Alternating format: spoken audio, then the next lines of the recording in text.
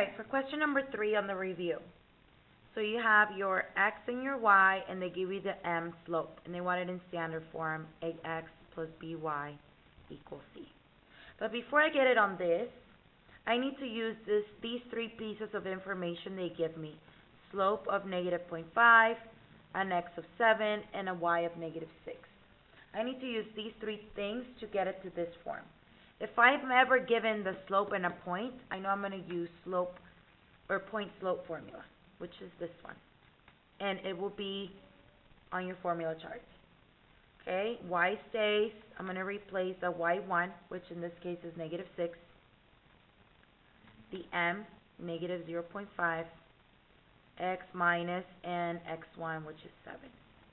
Okay, from this junk, I got to convert it to look like this. The x and the y on the left, and all the constants on the right.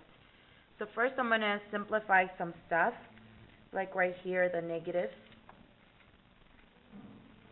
And then I'm going to distribute the other side.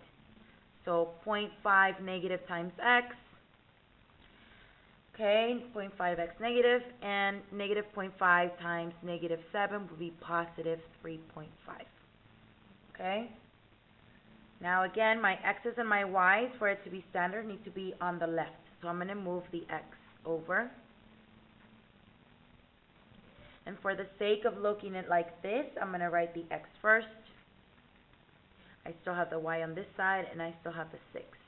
Over here, I only have 3.5 left. Okay, now I have to put all the constants on the right.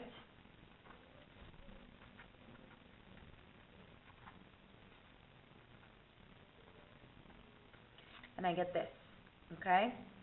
Now, I would be done because the x and the y are on the left and the constants on the right. However, standard form, remember the rules, we cannot have any decimals or fractions. And a has to be positive. So it's already positive, but it is a decimal. So I have to multiply these by a number so that this becomes a whole number. Sometimes it is hard to see when it is a decimal. My recommendation for you on the test is to change it to a fraction, especially if it's this easy, right? That's 1/2. Okay, now you can clearly see from the strategies I have taught you that you multiply by whatever the denominator is to get rid of that fraction. And we're going to do it to all the sides. So multiply by 2, multiply by 2, and multiply by 2. So that would give me 1x, and then 2y, and negative 5. And that would be your answer for this one.